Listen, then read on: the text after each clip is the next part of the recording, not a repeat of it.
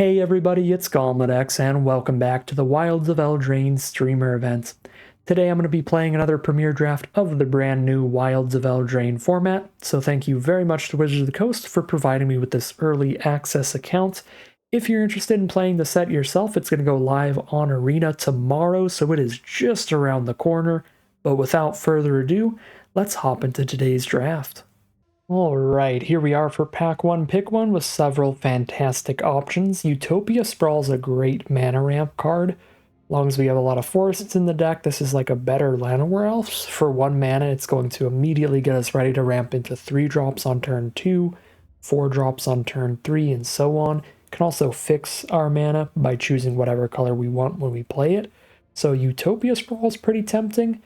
Also, once we don't need it anymore, one of the mechanics in this format, Bargain, will let us just sacrifice it after we have more than enough mana to get a nice effect like that on Agatha's Champion, which can fight something when it hits the board if we bargained by sacking an enchantment or an artifact or something. So I like the Utopia Sprawl a lot. I also would like to just take the Champion themselves, because this card is just great.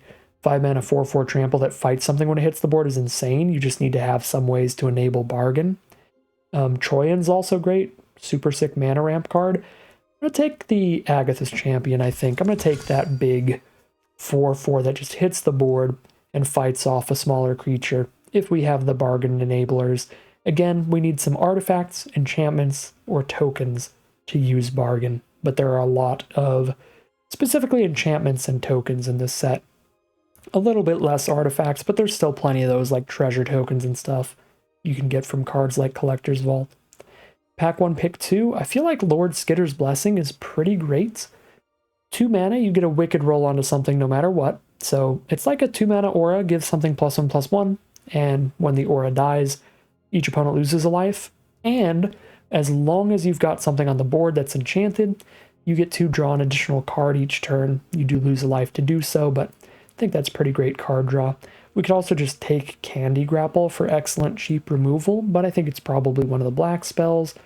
Curiosity is a cool blue spell, but yeah, I think I'm going to go for Lord Skitter's Blessing. Pack 1, pick 3. 4 mana 4/4 Vigilance is a fine deal, especially if we have something that's on an adventure. That means that we'll have to have cast a creature for its adventure ability, like the Deathly Ride here. Then that'll put the Fell Horseman into exile on an adventure to be able to cast the creature later, so that's when the Galefang would have haste. But yeah, 4 mana 4/4 Vigilance, nothing to scoff at. Could take just some other off-color card here, like Belligerent to the Ball or Hopeful Vigil. Those are both pretty powerful, as are a lot of cards in this pack, but I'll stick to green for now with our Agatha's Champion, taking this Howling Galefang. Ooh, Smothering Tithe got a reprint. That's pretty sweet. Not pretty sweet in a 1v1 format like Draft, though. Torch the Tower is a really efficient removal spell. That's probably supposed to be the pick, but I've actually become a very big fan of Return from the Wilds.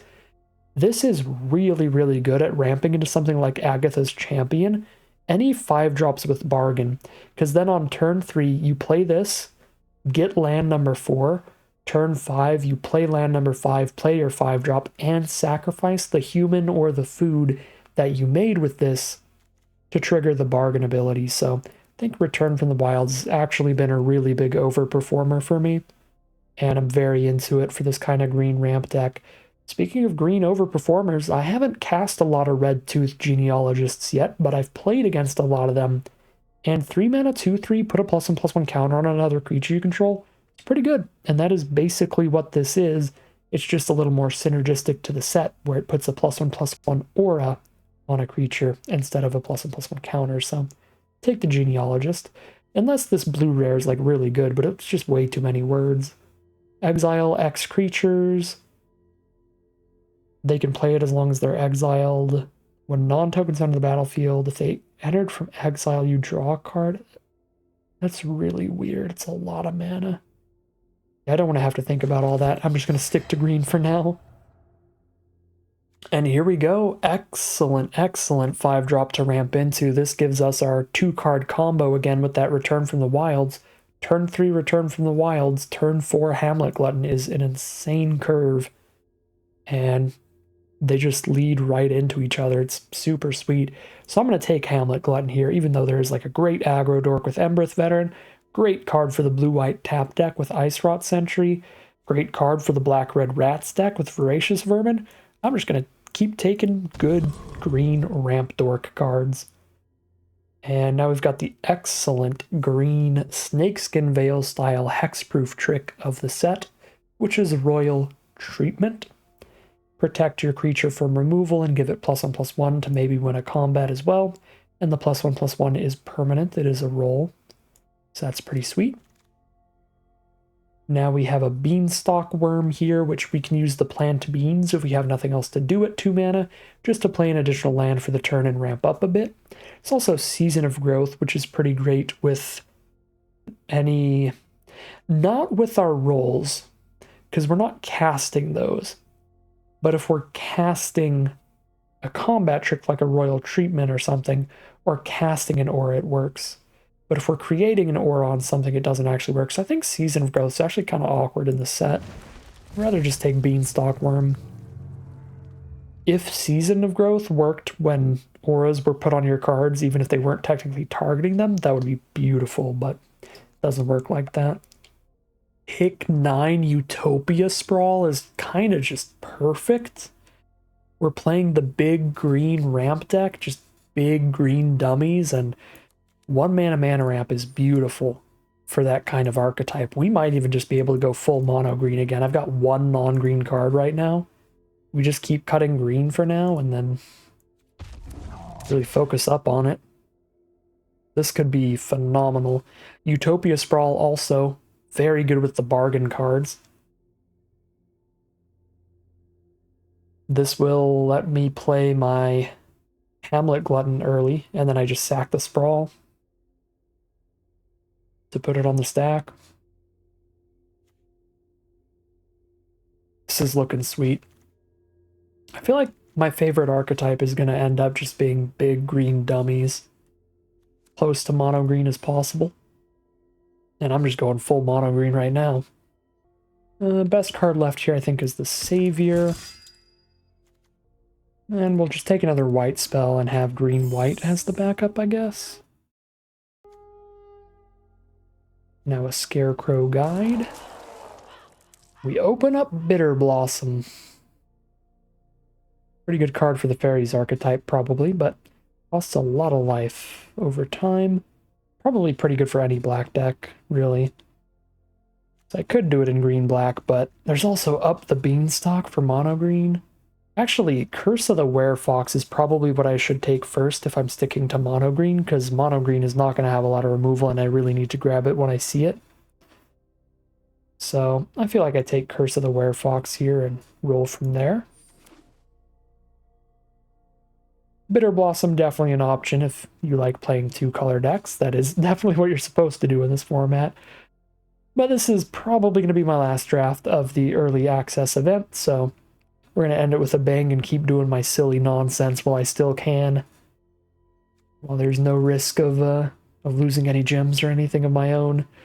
We're playing on Wizard's Dime.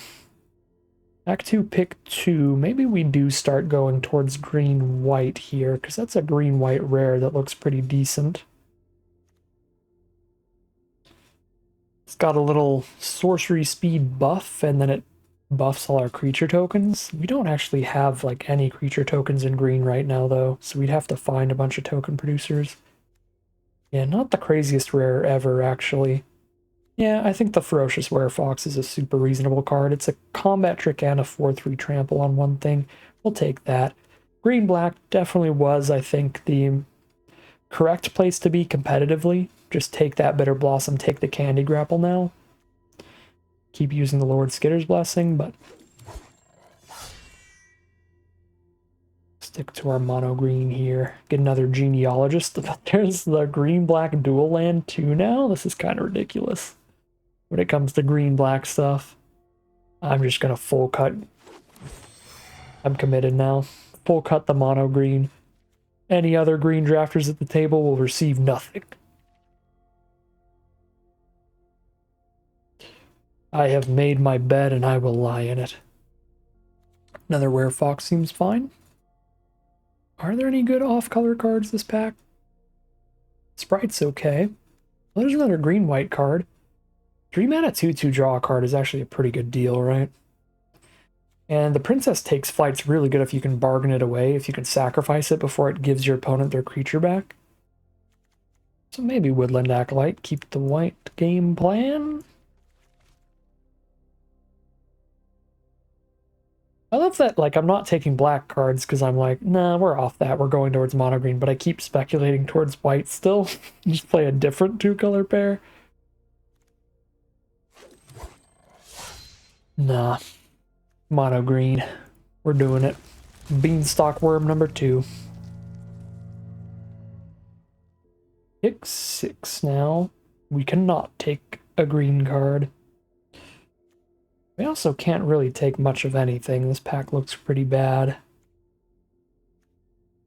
Transmuter's okay. Monstrosity's okay. Boundary Lance Rager's okay, but I'm not any cards deep in any of those. I'd probably take a white or a black card here. Take the Moment of Valor. Now we do see some green stuff. No incredible off-color cards again. But I don't really like the on-color cards. I guess the Bestial Bloodline is just like really easy sacrifice fodder for bargain cards, but I'm doing great on that. We've got a lot of rolls. So I'll just take the random white speculative card. I don't really want to play those green cards. Ooh, I do want to play these. Especially Graceful Takedown. It is a bite spell. One of our creatures deals damage equal to its power to an opposing creature, and it doesn't take any damage back. And if we have enchanted creatures by having some rolls on some stuff, then we can have multiple creatures fight. Or multiple creatures deal the damage, so that's pretty sweet. Pick 9. I'll take the Celebrant towards green-white. We can do some fancy little stuff with that, potentially. Yeah, more green-white nonsense. We're probably not doing. This is kind of like a creature, 3 mana, 1/1 in a land, so I'll keep it there.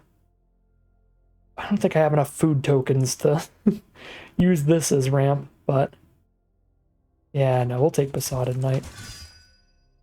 That's not going to end up making the cut.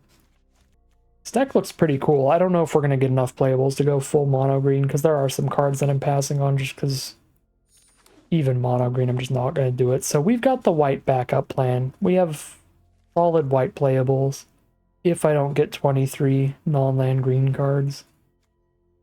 Probably would have been best, again, as I said, to be on that green-black here, but we have a reasonable alternate backup plan.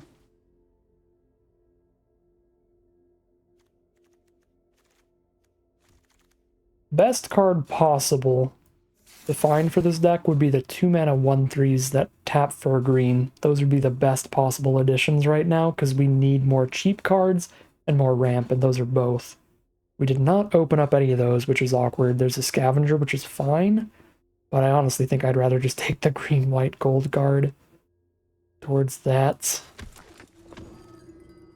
Come on, 2 mana 1/3 tap for a green. We do not see the 2 mana 1/3 that taps for a green. Huge miss again.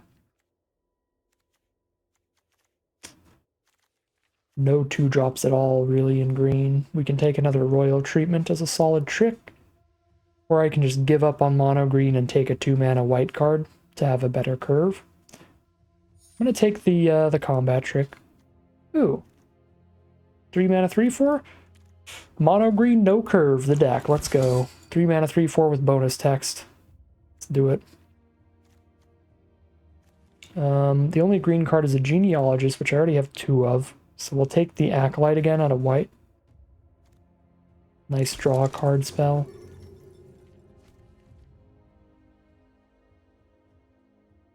There's just no copies of the 2 mana 1/3 Mana Dork. We're also not getting any more copies of Return from the Wilds, which is sad. It's also just beautiful for our Hamlet Glutton style plays.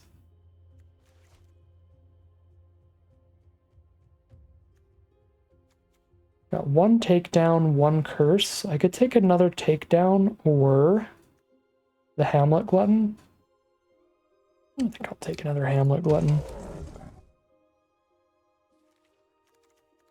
If I end up playing white, I have a couple of removal spells there between Moment of Valor and Stroke of Midnight. What do we have here?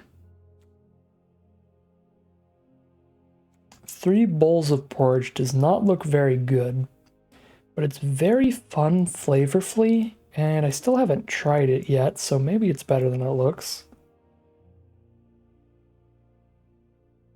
It's 4 mana invested until it deals 2 to a creature, and then all it does is tap something for 2. Yeah, there's no way this is actually that good. Seems pretty bad. Just a lot of mana over time. The flavor's so good on this card, though. The bowl that's too hot, the bowl that's too cold, and the bowl that is just right. It's beautiful. Get another genealogist now. I don't think I want 3 royal treatments. Now I can get the scavenger. Scavenger actually looks great in this deck because we have nothing else to do at 1 and 2 mana. We're just going to get steamrolled by some Boros aggro. And the scavenger helps with that a lot because it gives us something to do turn 1 and turn 2. We make a food turn 1, then we eat the food turn 2. We oven the cold food. So if I play Scarecrow Guide, I actually have a 2-drop creature, and if I play 3 bowls of porridge, I also have another 2-drop, so it's something to do with 2 mana. And we got Curse of the Werefox back, so we have enough removal mono green. Definitely still supposed to play white, but I think I'm going to go for the mono green simplicity again. It's pretty fun. Probably cut one of the genealogists here. Ooh, we get a candy trail too. Mono green scry and card draw, I like that. And ground seal, I don't really like. So cut a couple cards, because we're definitely a 17 land deck. But mono green nonsense deck feels pretty fun. Probably cut the Leaping Ambush. We've got better combat tricks and combat tricks that are adventures, which is nice. And 3 genealogists is a lot, especially when I'm not going to have a lot of cheap creatures to put the royal rolls onto. So cut one of those, and I think that would be the deck right there. All right, here's a look at our final deck list for today. It's going to be another mono green monsters beatdown pile. Not a lot going on at 1 and 2 mana, but we have decent setup cards like Utopia Sprawl to get our mana up, Candy Trail to get some scry, some card draw, some life gain to keep us in the game. 3 bowls of porridge just gives us a good little mana sink while we're waiting to draw our 3 mana and up cards. So we've got some things to do, even if we don't get to just drop creatures down and trade off all that often. And then once we get to those high mana costs off of a little bit of ramp between Return from the Wilds and Utopia Sprawl, we're playing some massive creatures like Hamlet Gluttons, Beanstalk Worms, and Agatha's Champion. So those are the big finishers, and in between, a bunch of nice mid-range creatures throughout the deck, as well as some solid removal by green's standards like double Curse of the Werefox and a graceful takedown. So when it comes to mono green decks, looks pretty decent. No bombs or anything, but quite solid, pretty consistent deck. Little slow, can get steamrolled by some aggro, but for any mid-range and slower decks, should be a pretty fun should be a pretty fun matchup. And we've got some very stretchy porridge on the text box, and I enjoy that a lot. Or the deck box, not the text box, so that's pretty sick. Without further ado, let's head into the gameplay and see how it does. Alright, definite keep here. We've got some of our early game things to do, like our Candy Trail to set up our draws, our Bakery Raids to get some food tokens, make the most of our mana. Now I can just play some porridge turn 2, but I'm going to spend turn 2 just making 2 food tokens, so I can feel free to cast the Scavengers for 3 mana later. So I'm just going to get rid of both of these. Could also spend turn 2 just gaining 3 and drawing a card, but then again, I won't get these adventures out of the way on the hollow Scavengers. Prophetic Prism from our opponent turn 2, so they've got multiple mana of any color set up between Crystal Grotto and Prophetic Prism. Alright, let's get some food, and then turn 3 we're going to play one of the Scavengers. And then turn 4 we'll play a Genealogist and get a Royal roll onto a Scavenger. Redcap Thief, ooh, a very multicolored deck from our opponent. Green, blue, and red at least. But that is another way to get a mana of any color, those treasure tokens. So I would be interested to see how far they've gone here, if they're 3, 4, or even 5 color. The two opposite ends of the spectrum battling it out here.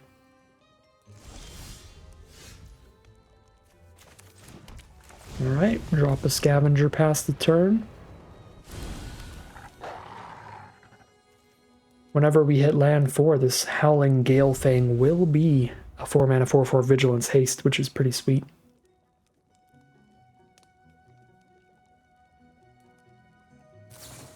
There's a Torch the Tower for our Scavenger. And they play a Swamp. That's at least 4 colors then. They're going to Alchemist the Torch the Tower back to the top of their deck. We are not going to hit a land, which is super awkward, because Galefang would have been a phenomenal play this turn. But Genealogist and Scavenger are both pretty bad plays right now. So I guess I'm going to eat the Candy Trail and see if we hit land 4 off of this card draw. We do not. Awkward. I shouldn't have gotten rid of that forest earlier. I didn't have any 4-drops in my hand at the time, though. So kind of just panned out poorly. We hit 3 expensive cards. Maybe I had the Beanstalk Worm, I don't remember. I could have had one of these cards. But I definitely didn't have 3. So we've got a Hatching Plans, which is very, very good with their Torch the Tower, because now they can trade Alchemist Torch the Tower into the Galefang. And yeah, the Hatching Plans get sacked to draw 3.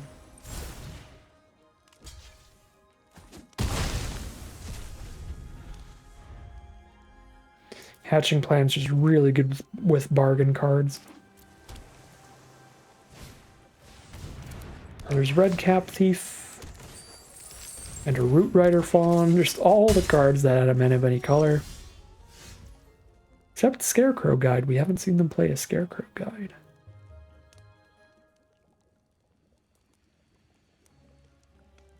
Suppose, yeah, let's just play the Scavenger and have the Royal treatment up, that seems decent.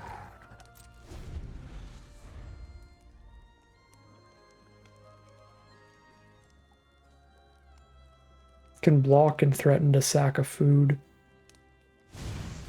We just try to play removal, we just Royal treatment. We get Hexproof and it counters the whole spell, so the creature dies too, not just the adventure. They respond by killing Scavenger, that's fine. They still lose their Vantress thing. So this still works in our favor overall.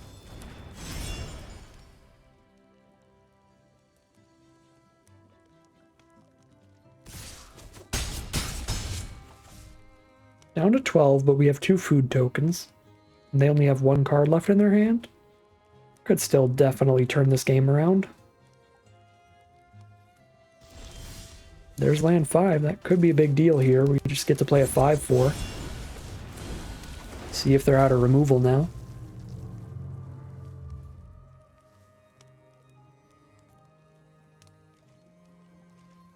Looks like it. Pass the turn. Now I can drop the 2/3 Genealogist, which is a perfectly reasonable blocker for their other stuff. Make the Beanstalk Worm bigger so it can kill both their Thieves if they block. We start jamming in for damage here. Multiple removal spells in case they draw into a scarier creature. And go for the triple block here. That is exactly enough power to kill my Beanstalk Worm. Guess I'll try to stop that. Oh, it can only have one roll. Oh, I forgot about that. Well, that was a punt. Not a massive punt. Because we still killed 2 of their creatures, but there was just no reason to do that.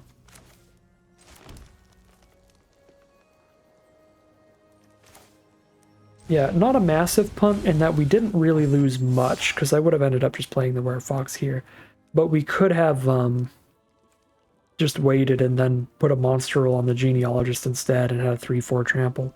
But we had no way to save the Beanstalk Worm in that interaction.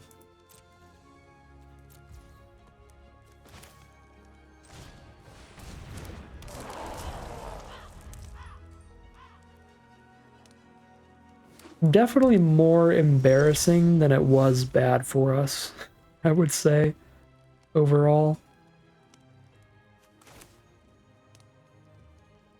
Yeah, let's do this. Let's clear this thing out of the way so we can just jam in.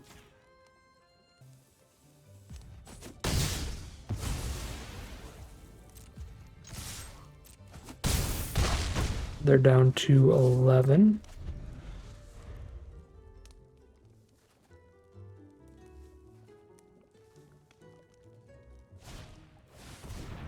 As foretold, I don't think that really does anything at this point. I guess it's probably in there as fixing, because they don't need to have the correct colors of mana. If it has 3 counters on it, they can cast any 3 mana spells. But I don't think it matters too much at this point. They've already got perfect mana. Our opponent has a very fun deck. I think they are just flooding into a little too many of their mana sources at this point. Just some of their fixing cards and stuff.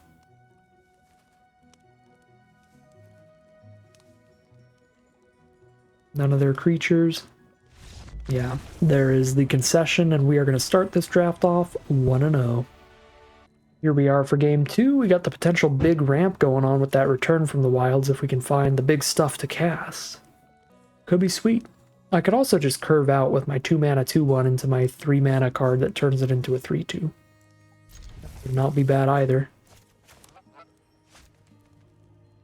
Honk. I didn't even notice. You can click on it and does the big honk. That's great. Opponent starts with a turn 1 Warehouse Tabby.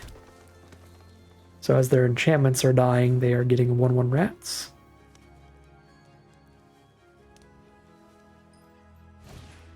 Tough Cookie turn 2. Alright, we're getting curved out on, and I don't appreciate it. Tough Cookie, one of the premium uncommons in the format. 2 mana for a 2/2 food golem that comes with another food and lets you spend 3 mana to turn food into 4/4s. To just beat down with. Very efficient, very good card. We did draw into the Hamlet Glutton, so we have that guaranteed return from the wilds into Hamlet Glutton play. That could be really nice for us. So probably not doing the Genealogist thing anymore. Try to get the trade on Tough Cookie and see what combat trick they have. It might be the Adventure. Get a roll onto the cookie to save it. Be pretty good for them. Rat out. Alright, well that would have killed my 2/1 anyway, so at least we stopped the damage first. So let's return from the wilds. Get a 1/1 to threaten to trade into the cat to keep that off of us. But then next turn sack the 1/1, get a Hamlet Glutton. I think that is the line.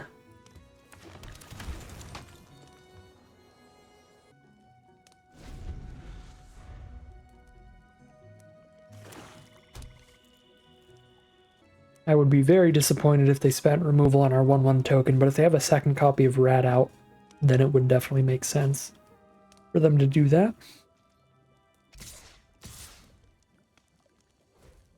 Alright, so we just take 3 here.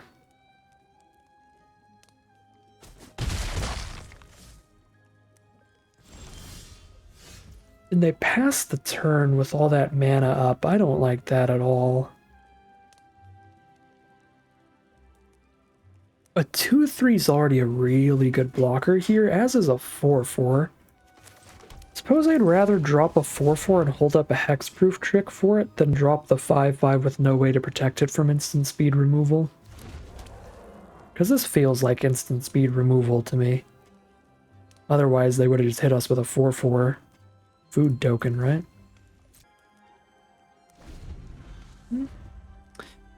Maybe it's instant speed removal that's too small to kill a Gale Fang. Maybe it's like to destroy something with mana value 3 or less or something.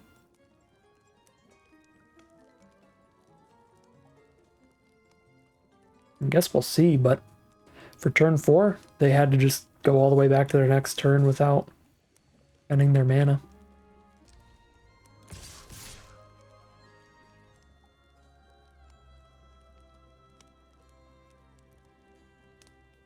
I don't need to Hamlet Glutton next turn. I think I can afford to trade my 1/1 into the Tabby and just plan on casting a 7 mana Glutton, or waiting till I have a roll to sacrifice to it.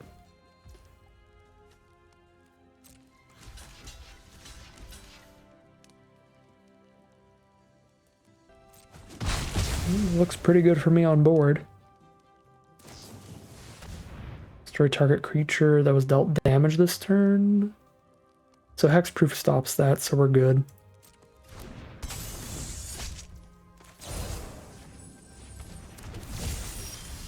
And now I have a roll to sacrifice to the Glutton. They could double block trade into Gale Fang. I don't think they will though, so I'm going to attack first and then Glutton post-combat. Alright, cool. They don't take the trade, so we get the Glutton down, sacking the roll.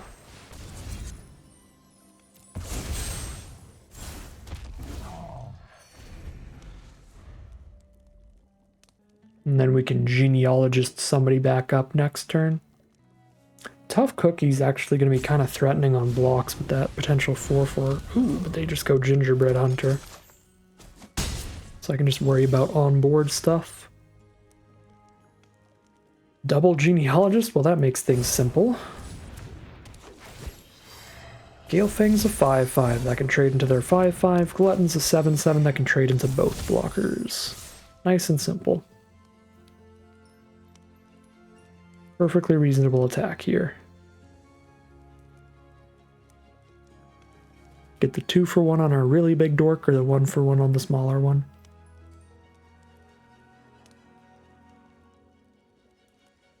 This Tough Cookie is really an issue, though. Because if they play another land, they can activate both of their food tokens on blocks and block my 7/7 with 2 4/4s. So we've got to find some kind of removal to get the Tough Cookie out of here.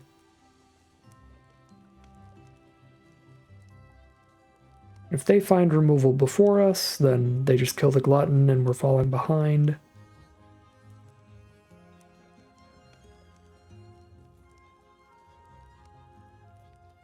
A lot could go wrong here.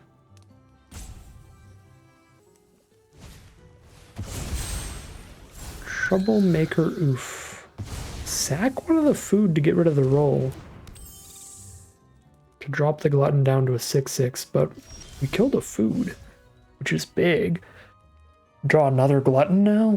So how do they kill a 6/6? They lose 3 creatures to do it. Yeah, they have to lose 3 creatures to do it right now. Definitely send it in. Probably send in the 2/3s too, honestly. Sending everybody. I'm about to gain another 3. This does let them bounce off of one of my Genealogists with the Barrow Naughty to gain a life for free, but I think this is worth it. For the other attacks that I can get in, the other damage I can get in. Alright, they're gonna do it. Go for the big trade on the Glutton. I feel like that's pretty great for me. As we're playing another.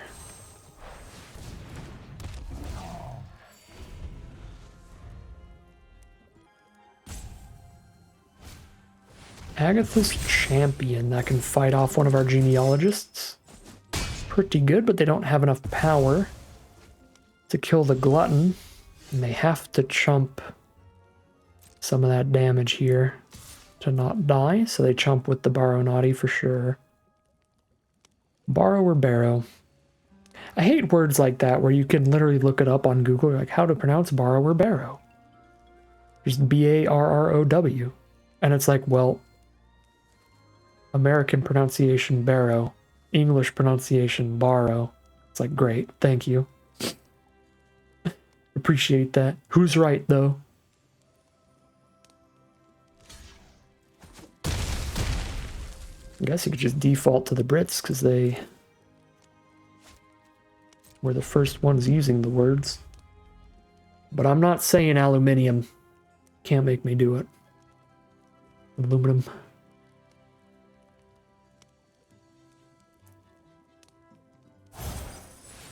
I'm not putting any extra U's in the word color and stuff like that. Alright, well, they got the good double block now. Oh, no, they don't, because the porridge! Porridge for lethal? Yes. The cold soup for lethal. Let's go!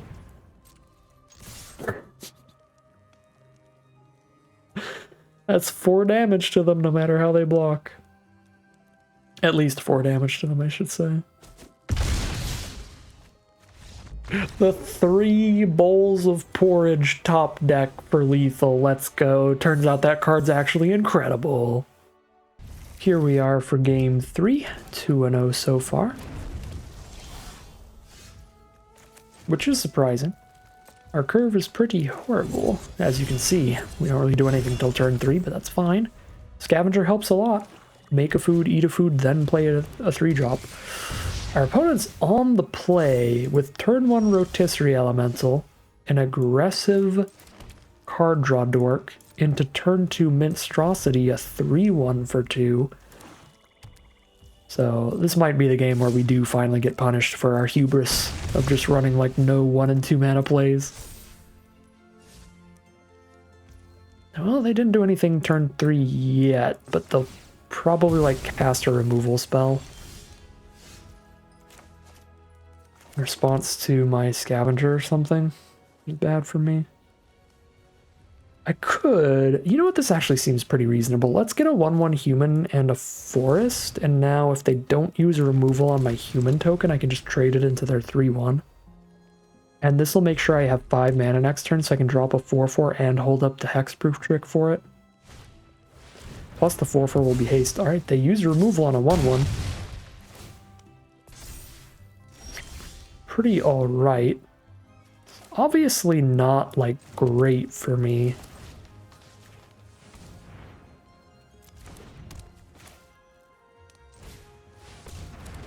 Because it means Elemental is just still popping off, and they're going to draw a bajillion cards off of that, so we're not going to, like, get ahead in card advantage. But at least that means we get to keep something bigger. Save it from the stab wound here. Alright, so Elemental's just gonna draw like 4 cards now. I guess they can still wait another turn, but that would be pretty bold, pretty greedy. Alright, they draw 4 cards, but they can only play them this turn. One of them's Dark Tutelage, though, which could be even more card draw. That would be bad. They can play Tutelage and the Burn spell, I think. No, they can't. Okay, so they just got 1 card off Elemental. Thank goodness. The potential 4-for-1 was just a 2-for-1. It's the porridge. The porridge is actually looking sweet again.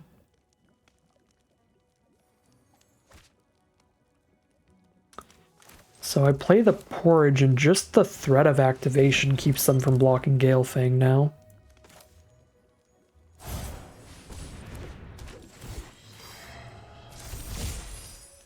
Because I can send this in, and if they block, I just throw some porridge at the Ratter and kill both their creatures. If they don't block, I can just hold on to the porridge and the royal treatment. And use whichever I need.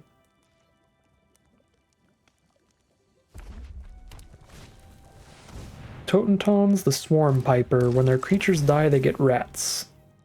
Which is fine. It's fine right now. I guess I could have responded by shooting the ratter before they would get a rat off of it, but I think shooting the ratter now is still okay with me. I could also just tap a creature. Actually, the only way to make sure they don't have 5 power on blocks is to tap or kill the Minstrosity. Which is kind of weird. I don't think that would be right, because then their rats are going to be real scary.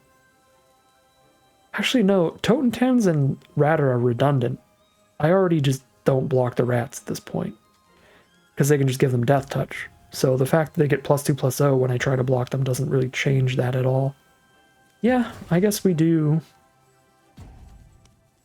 just tap Minstrosity for now, blow it up later. And that gives Galefang attacks here. Could also do it the other way around and just immediately kill the have exactly not enough mana to play both of these scavengers and get the food. Hold up treatment.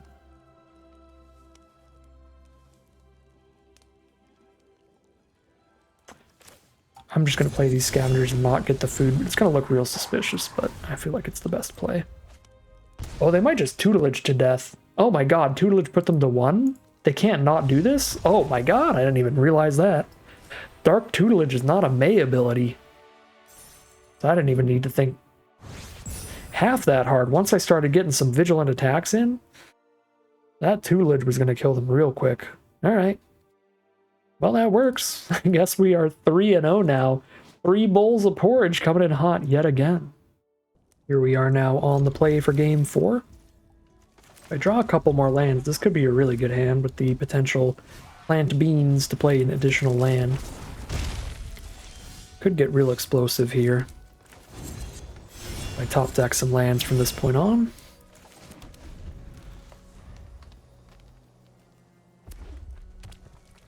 Our opponent started with turn 1 Gingerbrute, poked us for 1, dropped a Harried Spearguard, and now pokes us for 2. And we did top deck a land. Beautiful. 4 mana turn 4 here. I probably just jam out the 4/3 trample without that extra value. Yep.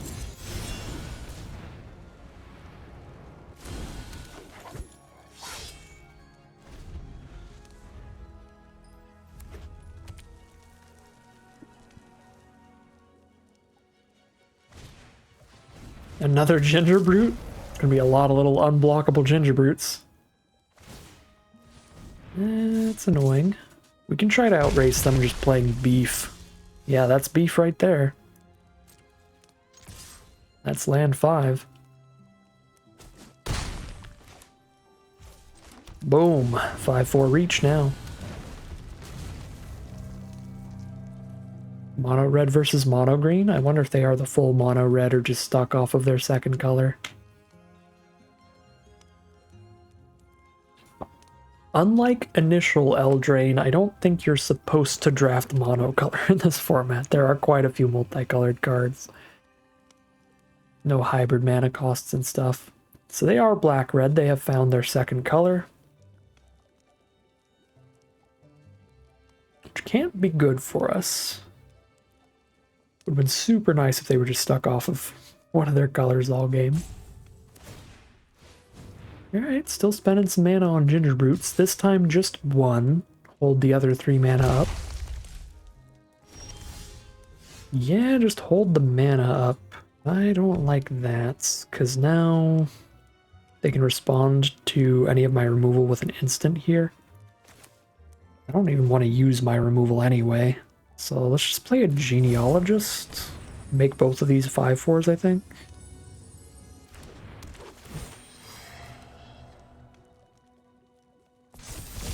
And just attack with everybody, and then get a food token. Because their board is all 1/1s. We don't really want to spend removal on 1/1s. Chump block with the Spear Guard. And they get a rat. This sorcery, right? Yeah, Graceful Takedown's a sorcery, so we'll get a food token. And pass the turn. Rat Catcher Trainee, get even more rat tokens.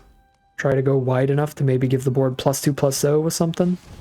Ooh, give the board Menace with Butcher, or sack a creature, scry 2, draw 2, or scry 2, draw 1, or get another rat. You're gonna go for the Menace here. They're going big. They've got 1 mana up. We can probably try to lethal them here off of removal. Oh yeah, we can just kill them. All right, we did it. We just fight the Butcher, and they're already dead on board, technically, I think, because of the trample. Like, they block there, take 11, but we might as well just really make sure we did it. Ooh. Let me make sure I'm targeting the right cards. Any number of enchanted creatures you control. Another creature you control. A creature you don't control. Okay, I thought I was about to do that wrong. And we'll deal 12 damage to that, and then we'll kill them. Alright. But yeah, they were already dead, because they could chump the Genealogist and take 11 and die, or they could chump here and get trampled over for even more and die. Just playing it safe, though, getting the extra damage in case I'm very bad at math, which I am. We are now 4-0, still undefeated as we head into Game 5, just having tons of fun with Mono Green Beef, the deck. Definitely got to hit some lands again, but quite spicy if we do. And we have our early plays because we have the Hollow Scavenger. So there's our turn 1, turn 2 play. Make a food, eat a food. Uh-oh. Uh-oh. Not hit the land yet, so Plant Beans is not going to do anything all game, because we're never going to have 2 lands in hand. There's a Red Cap Thief for our opponents.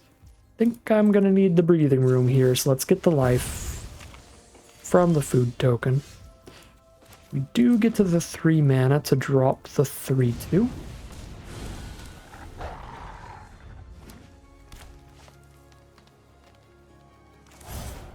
Gonna open up all these other adventures for us. Nope.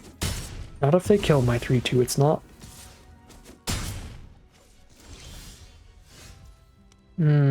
Genealogist with no creatures on board is rough. 3 mana, 2/3 it is.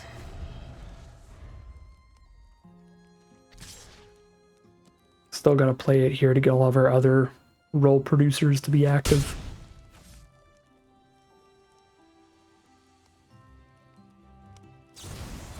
Decadent Dragon. That card is completely busted.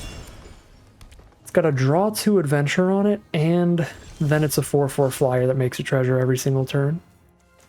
And they exiled my lands off the top. So very good hits for our opponent.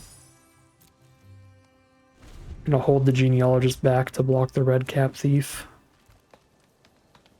At least they don't have the second red source for that dragon yet. Could double block here, try to trade the 2/3 up, but that plays real bad against any tricks. Because then they kill both my creatures instead of just my Genealogist.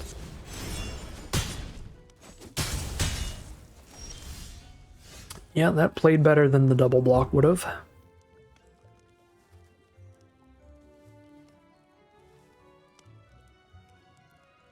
I hate that they hit 2 of my forests off of their draw 2. That's so bad for me. We'd have 5 mana by now. Instead, I don't do anything. I guess while they're tapped out of red mana, I should do this now.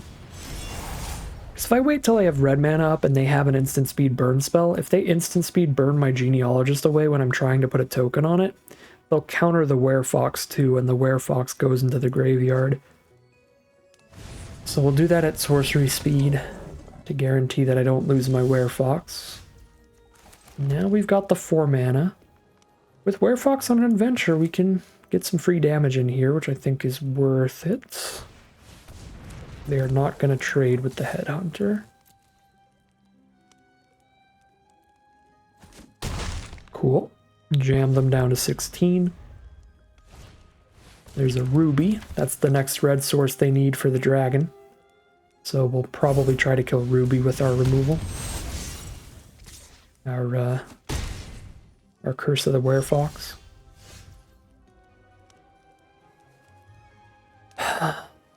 They had removal for our 4/4 though, so now if I just kill Ruby, we're dying to the two-headed hunter pretty quickly. But if I don't kill Ruby, I'm dying to the dragon. I think we've just stumbled on mana far too much here for it to really matter, but we probably still have to kill Ruby and just take a million. Yeah, I mean, this is pretty bad.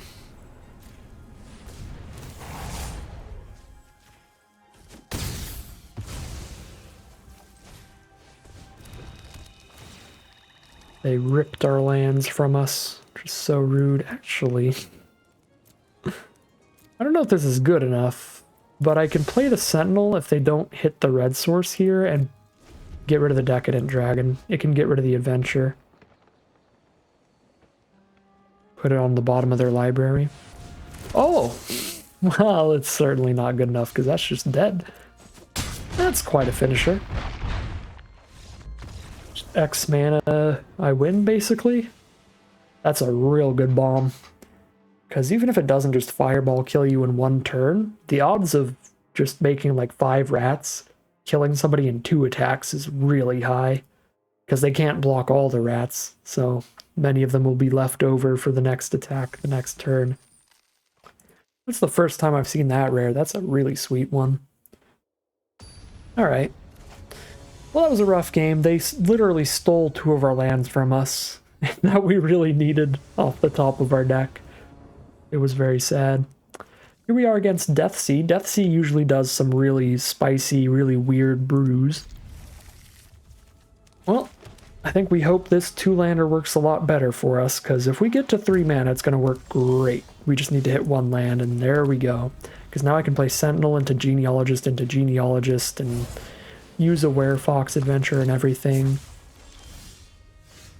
Looks like Deathsea might just be on just Boros aggro, just basic stuff today.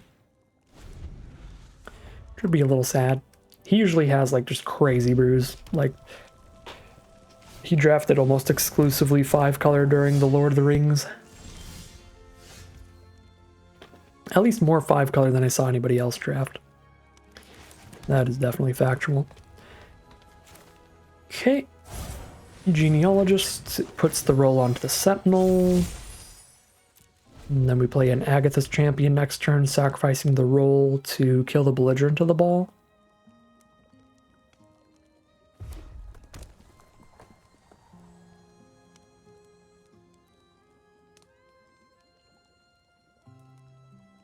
I really love the little papercraft pot up here. It reminds me of like one of the cauldrons in the Wind Waker. The colorful stuff coming out. Actually, this whole art style kind of reminds me of like a papercraft version of Zelda. Like, I think they've done somewhat papercraft stuff before. In like A Link Between Worlds or whatever. Kind of looks like that a little bit. Well, that was really good. I guess we let them kill my Sentinel now. Otherwise, I just play Agatha's Champion and trade that into the Belligerent anyway, which is like the same thing. They don't kill both my creatures here because it doesn't have first strike or anything. Yeah. It's going to be a 4/4. Next turn I can play Genealogist Werefox. Probably fine. And then we can wait on Champion till later.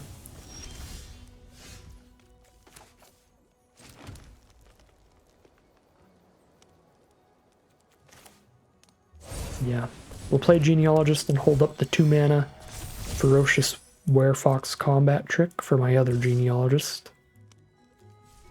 It's actually just not a good attack. They just double block and I just kill the Merry Bards. Because they can't put 2 rolls onto the 1 creature, so I can't make it a 4/5. Definitely made that mistake before. I think I've made that mistake before in this exact draft. I think I did in game 1. Another belligerent of the ball. Well, I know what I'm trying to kill with my Agatha's champion, I guess. They're going to have 2 mana up, though? They could have a gross instant here. Let's hope they don't. Come on, Agatha's champion. Dormammu, I've come to bargain with you. Ooh, let's go. It just straight up resolves. That's what I like to see. Now I'm holding a 4/4 up on blocks. 1/1 genealogist attacks, fine. We'll send them in. Boom.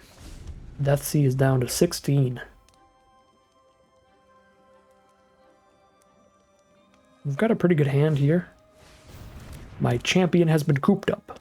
No attacks or blocks for it. Beanstalk Worm. Probably just want to play a 5/4. Alternatively, I could buff a Genealogist and play a 4/3. It's just as much power and toughness, and it's slightly more mana efficient, but then I don't have my little combat tricky kind of thing anymore. I think it's better to keep the combat tricky thing. Hit for 1 less damage this turn, but have exactly as much power and toughness on the board for next turn. Another cooped up. Alright. Royal Treatment. Very nice trick. Okay, at this point I think I have to just curse the Werefox to guarantee I'm winning the race right now, but then I don't have removal left. What are the odds Deathsea just domes me for 10? I feel like the odds are pretty low that Deathsea just finds 10 damage next turn, so... do this and save the removal for next turn. It could find lethal. This is more mana efficient and more impactful on the board state. Uh-oh. Hash Party Crasher is a quick way towards doming me for 10 this turn. That's 7 right now. If they kill the Werefox. Uh-oh. Well, kill one of my tapped creatures. It's not so bad. 7, 8, 9? 1, 2, 3, 4, 5, 6, 7, 8, 9. Yeah, we go to 1. I can lethal them with a roll if Deathsea doesn't ping me for 1 somehow, so we try to do that. Alright, any roll that we play is going to do it, so... let's do Curse of the Werefox, I guess. Doesn't matter what I kill, it's 7 damage. Oop. Really close game. But we get there by the skin of our teeth, and we are going to be, what, like 5-1 now? Tremendously good run for this mono-green deck. 5-1 it is. Here we are now for game number 7 with one of the fastest hands that we have drawn. One potential issue with this hand is we could just run out of stuff. Because I only have 2 creatures here, and we're going to be playing them real quick. Could just turn to the Scavenger and immediately start hitting with the 3/2, but I'm just going to go full ramp. We're going to go Utopia Sprawl, Beanstalk Worm, land, get the food, play the Beanstalk Worm next turn, and then the Scavenger later. They would need 4 damage to kill this thing. Most of the 4 damage style removal costs 4 mana, unless they've got a good uncommon or something. So I think it's safe to play the Beanstalk Worm instead of holding up Royal Treatment. Probably can't die right now. Yeah, it does not die. Now, 1, 2, 3, 4, 5, 6. I've got the mana to play Curse plus Scavenger. So let's do that. Get the Lookout out of the way before they potentially draw any cards. I'm going to do it on the Scavenger so all my eggs are not in one very big worm basket. And poke for 5.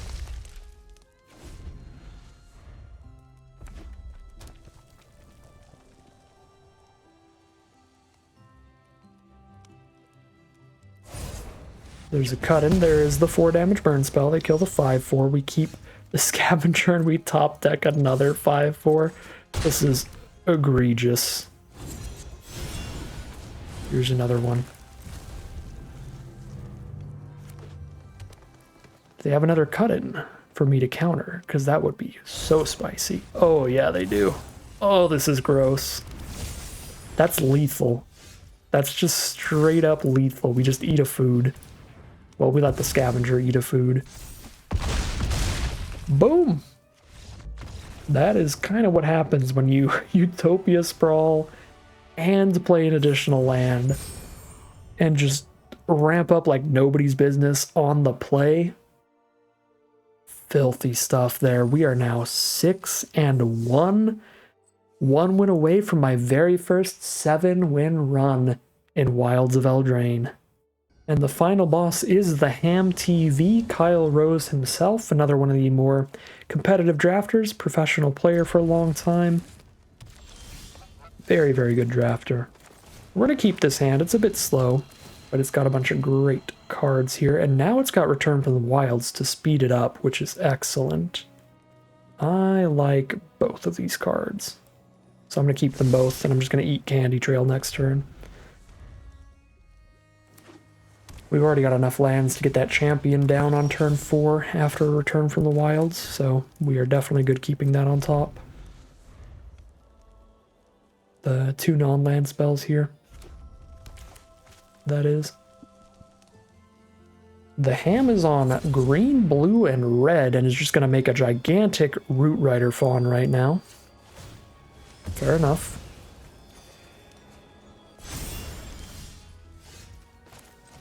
What does this do if they've got a creature with power 4 greater? It's just a double striker. 2 mana, 2/2 double striker. That's fine. Alright. Get a human. It might be better to get a food and a basic, because the human's not going to threaten to block well at all. And they can't kill my food, but they could definitely kill my human. And then I don't get to sack it to Agatha's champion. Next turn, I need to guarantee I've got a token on board to sack to the champion next turn to kill their 2/2 double striker or whatever else they might play. Living Lectern. And the 2/2 double striker. So we're going to kill the 2/2 double striker for sure. Utopia Sprawl is the draw. Cheap enough to easily just go boom. Oh no! Oh no, I clicked on the wrong land. Oh my god. Oh my god, no. I can't take it back now? Oh my god, I clicked too fast.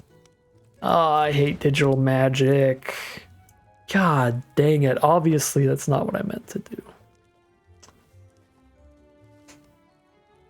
Oh my god, that's probably going to just cost us the game. Because now all I do is play a 4/3? Jesus Christ, that was bad. Well, it doesn't get much worse than that. Obviously, Utopia Sprawl, the land that you're not currently tapping, so that we still have the 5 mana and play the champion. That's such a frustrating way to lose a ton of momentum here. At a really pivotal turn. Yeah, because now it's a 3-power double striker, which means Werefox doesn't even trade.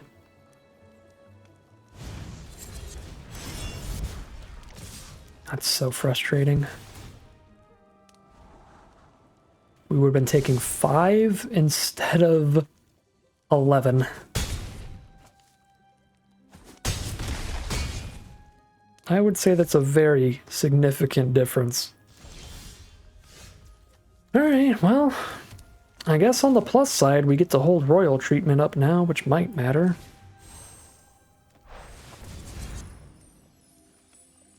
I've got enough mana, we sack the Utopia Sprawl instead of the food here. Also, it made me angry, so we're going to sack Utopia Sprawl. Deserves to be sacked.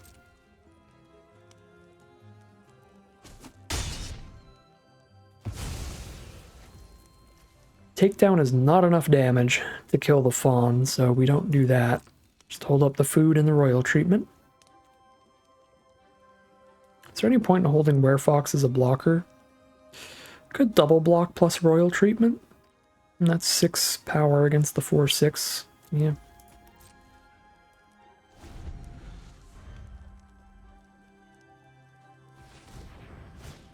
Probably more worth it than just pinging them for 1.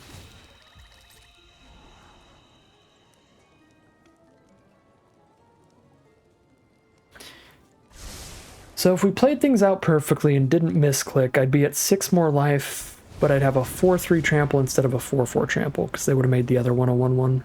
But that, I think that's fine. It's definitely a better position the other way around than what we've put ourselves in here. Alright, he's tapped out, so we'll just do this.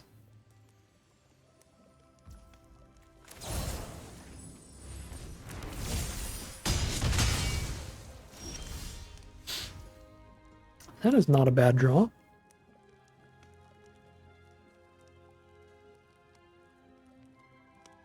I guess it's just a 3/4, but still, a 3/4 is not a bad draw right now.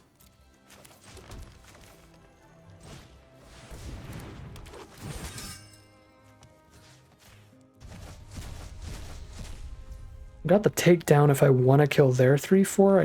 I really don't think I need to, though. As it stands, it's probably better to hold takedown in case he draws something scarier.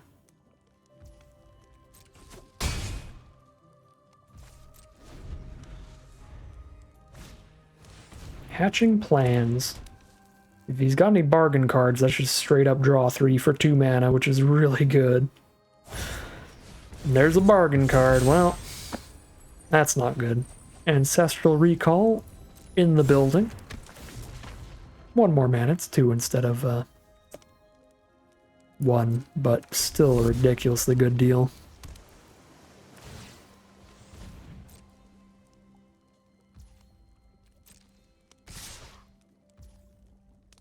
Send in the team here. Yeah, I don't have good blocks. All I can do is chump if I want, which I don't want to do.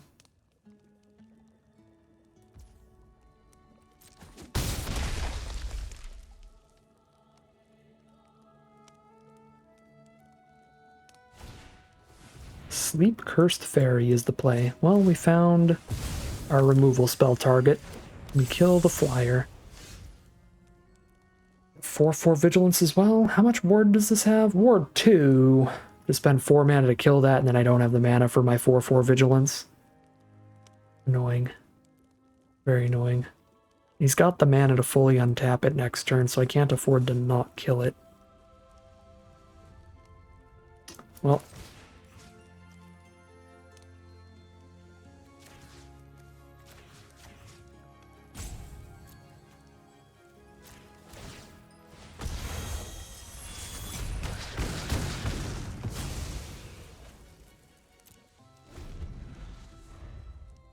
Gotta hold our 5/5 back to block these blue dorks.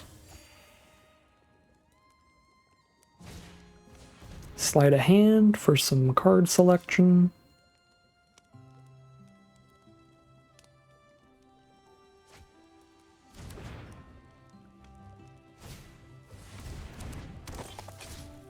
Mana Dork, another Ginger Brute. That's really gonna chip at me. That's 3 turns from dead now.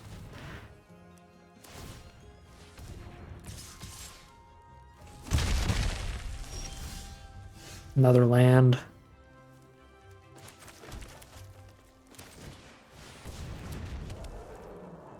Two turns from dead.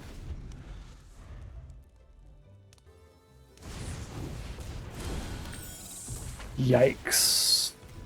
4/4 Flying Vigilance. For 4.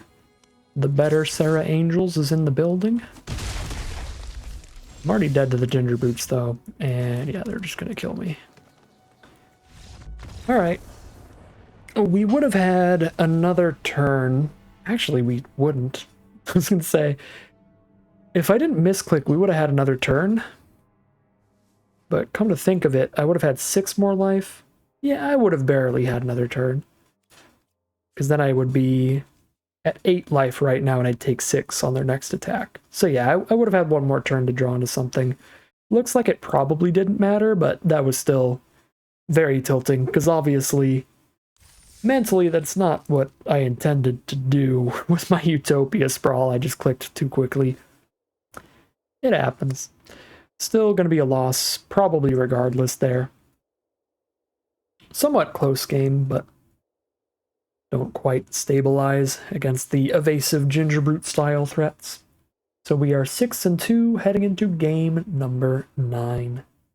Here we are for game number 9. Win or lose, this will be the final game of Magic for the draft. Turn 1 Hopeless Nightmares, definitely pretty annoying. I want to keep the Sprawl, the Double Forest, the Beanstalk. Actually, Beanstalk, if I don't draw more lands, is not going to be good ramp, but it's still a 5-4 coming up. Probably get rid of the Scavenger here, because I can ramp into...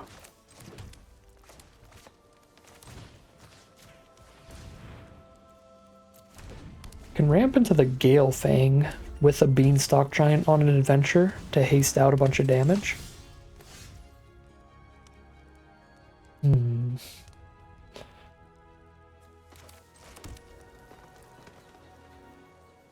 Beanstalk Worm Adventure for no value, but then I have something on an adventure next turn, but at that point I could also just Scavenger on an adventure if I top deck a land. This might be a little greedy, but I'm going to do the Return from the Wilds. And then if I hit another forest, I can still put this Scavenger on a Bakery raid and then play Galefang. And still haste. And if I don't, I still get a 4-4 down.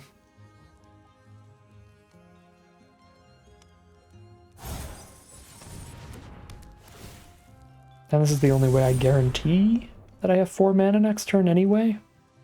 Right, because if I do things the other way, where I do Beanstalk Worm Scavenger, then next turn I don't have the Galefang mana unless I top deck a forest regardless. Lord Skitter's Blessing. Any of their draw step, they're drawing extra cards if they control enchanted creatures. Which is going to happen. I can't kill the Tattered Ratter right now because I can only make one of my creatures a 2-2 because I can't put 2 rolls onto one creature. So, I think we just play Galefang with no protection. Which is sad. This was a beautiful time to hit a land, but we did not find it.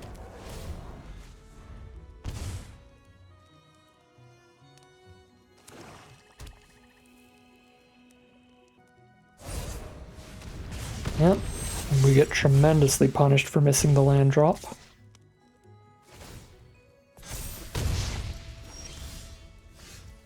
And it has still not arrived.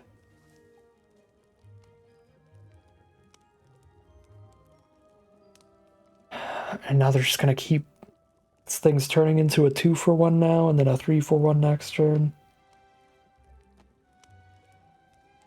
This game could have gone so differently if we could kill this before they get these extra draw triggers, but we are falling tremendously behind card advantage-wise, with nothing we can do about it because we just don't have the mana to interact. We need a bigger creature for Curse of the Werefox.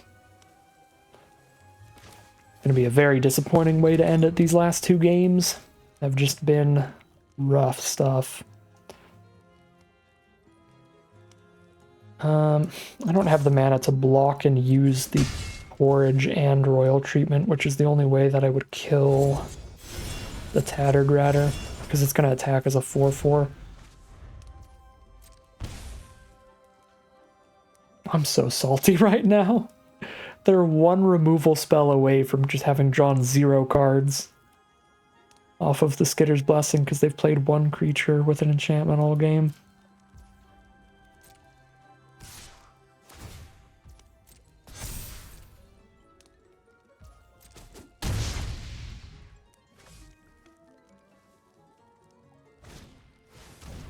There's a 2-2.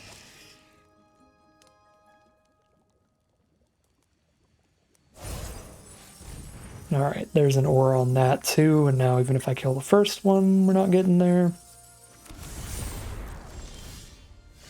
That's still not a land, alright. Well,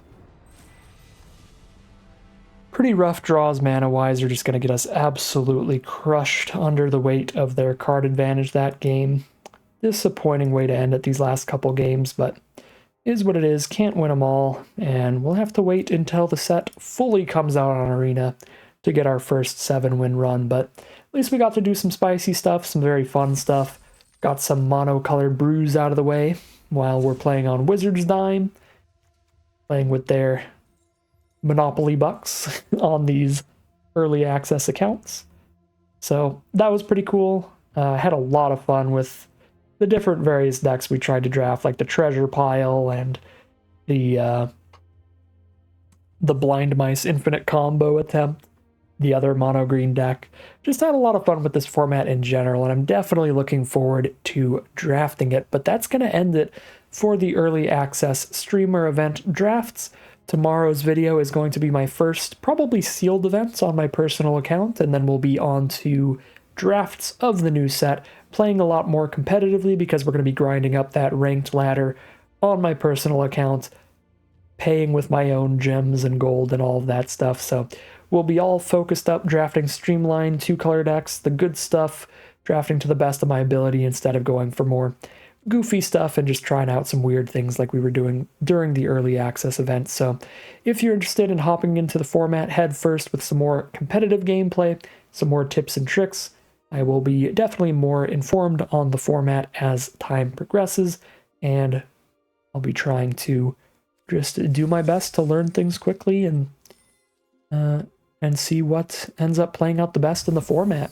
Of course, we've got tons of competitive Wilds of Eldraine coming up as well, so if you just want to see me competing to the absolute best of my ability and getting really try-hard with it and crossing my fingers all day long, then you can check out those videos. We've got a qualifier weekend for the set coming up soon, so I'll be playing the qualifier play-in and the qualifier weekend. And there's an arena open really soon. I think it's like just a week and a half away already. So there's a really, really quick arena open. It's on the 13th or something, 14th, some 10th of September. So stay tuned for all that if you're interested. But that'll do it for me for the early access streamer event. But that is going to end today's video. As always, I'd like to thank my patrons and members for their support, as well as you for watching the video. If you're interested in seeing some more videos like this, you can always like, comment, and subscribe to tell the YouTube algorithm to send you some more in your recommended feed. If you'd like to catch me live, you can check out the Twitch channel in the link in the description below. And if you'd like to support the channel directly, you can check out the Patreon link in the description below. And other than that, as always, thank you very much for watching, and I'll see you again soon for some more Magic Arena.